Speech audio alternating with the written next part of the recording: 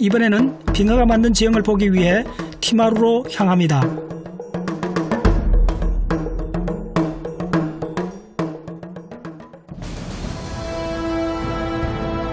티마루는 남섬 동해안의 주요 항구도시입니다. 그런데 이곳 해안가에 독특한 지형이 눈길을 끕니다.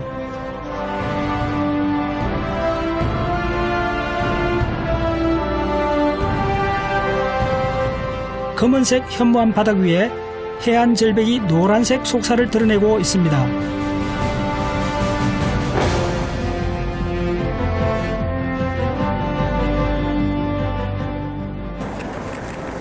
과연 어찌된 일일까요?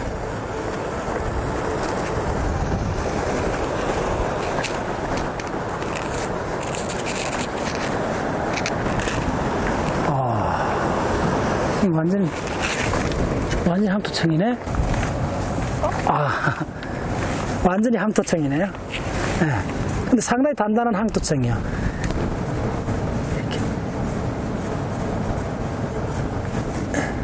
이렇게 손톱이 끼잖아.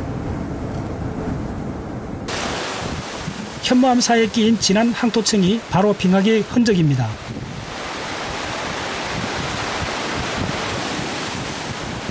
있을 것 같지 않은 이 둘의 조합은 어떻게 가능하게 된 것일까요?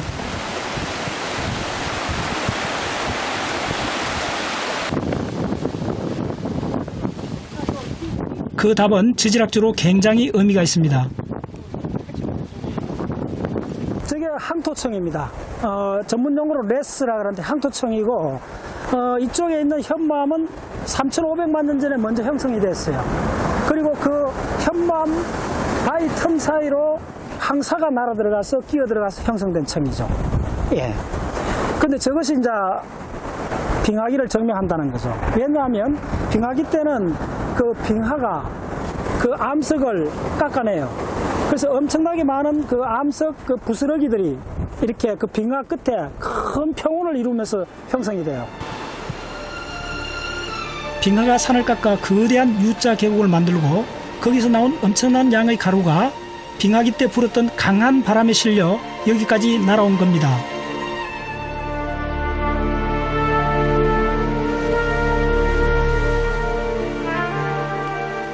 그래서 이 현무암들을 덮어버린 건데요. 그 출발지가 바로 남알프스 산맥의 빙하입니다.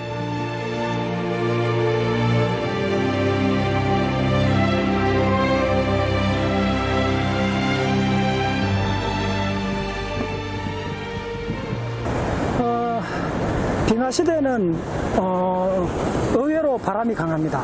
굉장히 바람이 강해요. 왜냐하면 적도지방하고 극지방의 온도차가 커요.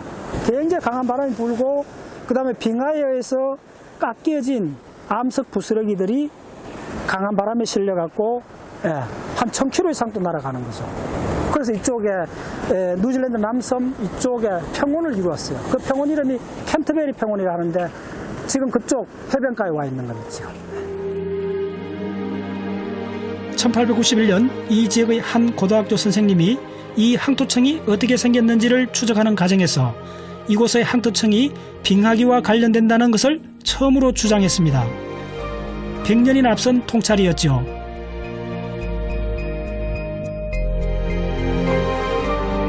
우리의 상상력을 자극하는 뉴질랜드의 대자연, 그야말로 지질학의 보고가 아닐 수 없습니다.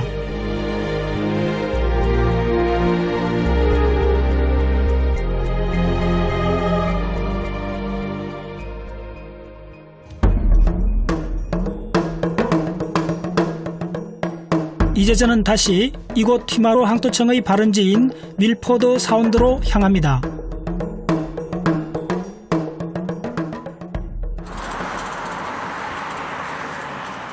남섬 남서부 해안엔 빙하가 만들어 놓은 계곡에 바닷물이 들어온 피어로드 지형이 아름다운 절경을 이룹니다.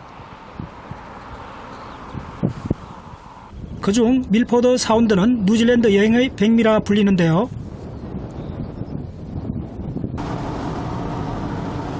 여행자들이 반드시 찾아가는 그런 유명한 곳입니다. 밀포드 사운드는 빙하에 의해 거의 수직으로 깎인 절벽으로 둘러싸여 있습니다. 안개가 드리워져 더욱 신비스러웠는데요.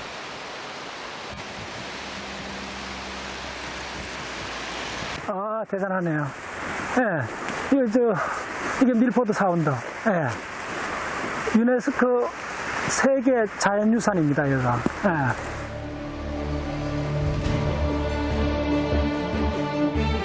길이가 약 16km에 이르는 밀포드 사운드는 노르웨이의 송내 피오르드와 함께 세계적으로 유명하지요.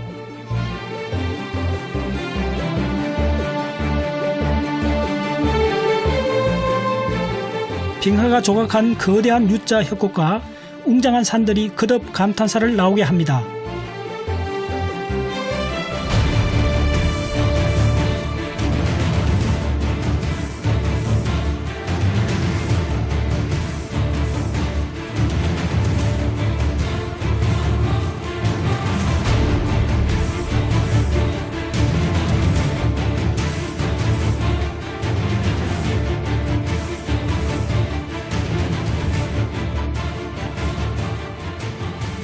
빙하기가 가장 마지막 맥시멈 때가 대략 2만 년 전입니다.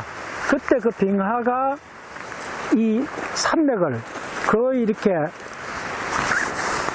갈아서 이게 터널처럼 이렇게 U자 계곡을 만든 거죠.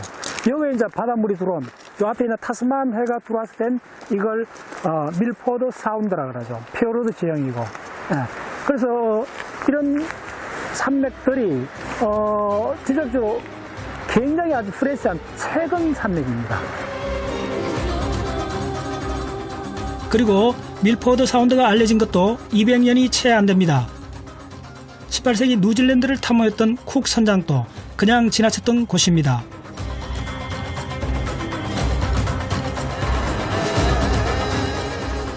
그러다 영국의 물개 사냥꾼에 의해 발견되고 뒤늦게 세상에 알려졌답니다. 그 뒤로 이 보석과 같은 풍경을 보기 위해 전 세계 수많은 사람들이 이곳을 찾아옵니다.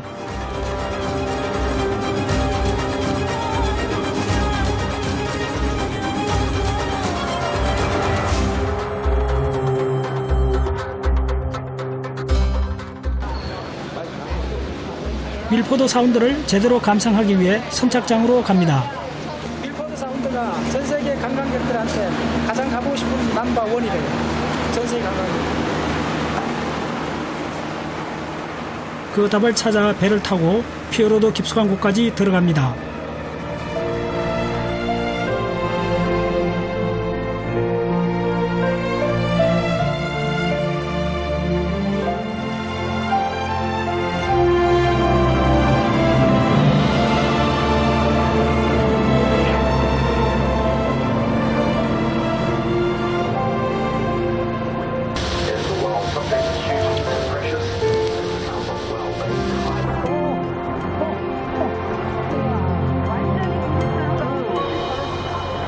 지금 요 단면을 보면 우리 미국 요스비치 국립공원에 있는 큰 그 바위 있잖아요. 반 쪼개진 그 바위.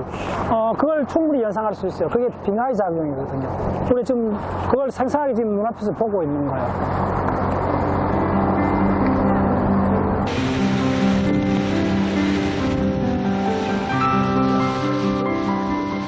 솟아오른 기암절벽에 수많은 폭포가 흘러내립니다.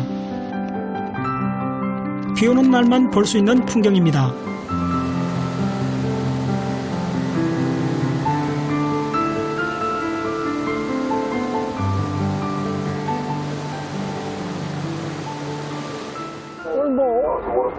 글쎄요, 한 20개 이상 봤나? 굉장히 많이 봤어요. 근데 날씨 맑을 때는 한 3개밖에 못 오는데요. 그래서 비가 그만큼 많이 온다는 거죠. 비가 오면 갑자기 폭포가 생기는 거예요. 요거에 이쪽에 6,000mm 이상 온대요, 1년에. 200일 이상 비가 오는데요. 아마존보다 더 비가 많이 온대요, 여기가.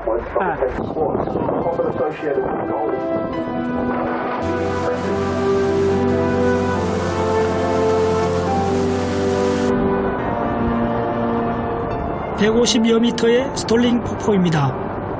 이곳에선 만년설이 녹아 흐르는 폭포수를 직접 맞을 수 있습니다.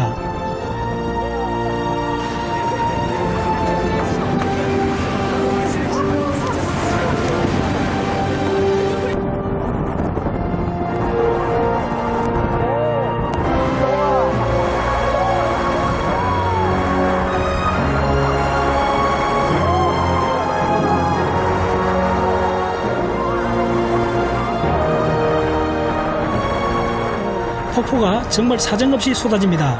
그렇게 한바탕 폭포수를 맞으니 한기가 듭니다.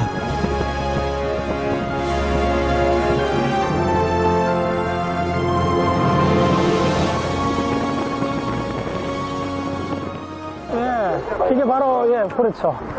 이게 바다라는, 이게 사실 바다입니다. 바다가 이렇게 빙하가 깎인 계곡 안으로 바닷물이 들어온 거죠. 예. 그거, 이 물결을 보면 알잖아요. 오, 물결 봐. 예. 더 운이 좋으면 펭귄, 돌고래를 볼 수 있습니다.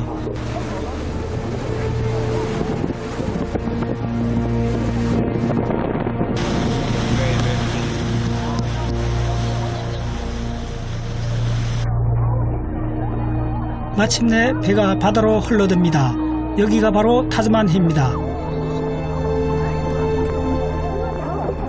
신생대 전 지구적인 기후 변화에서 가장 중요한 거는 컨베이 벨트 이론을 해서 저 멕시코 만류 하잖아요. 그 유명한 멕시코 만류가 저 북극해까지 올라가서 거기서 그린랜드 쪽에서 싱크됩니다. 밑으로 가라앉으면서 대서양 밑바닥을 쭉 따라 내려오는 거죠. 그래서 이 남극 밑에 있는 찬바닷물하고 합류해서 태평양하고 인도양 쪽으로 가는 전 지구적인 해류의 순환 사이클이 생기는 거죠.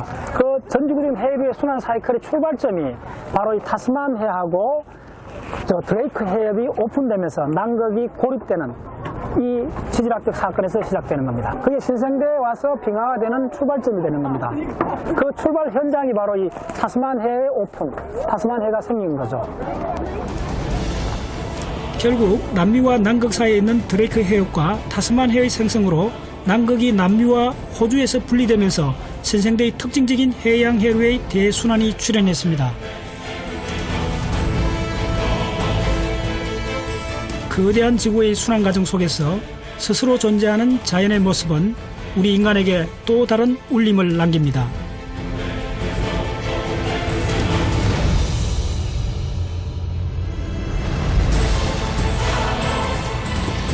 순백의 만년설과 빙하, 그 태초의 아름다움을 품은 뉴질랜드.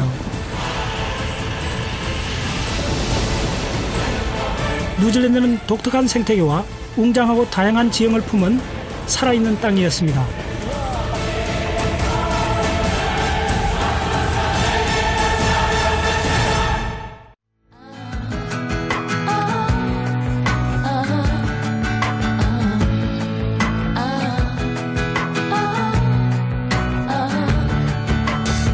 Between an overload of information and a struggle for a pure dedication, I find myself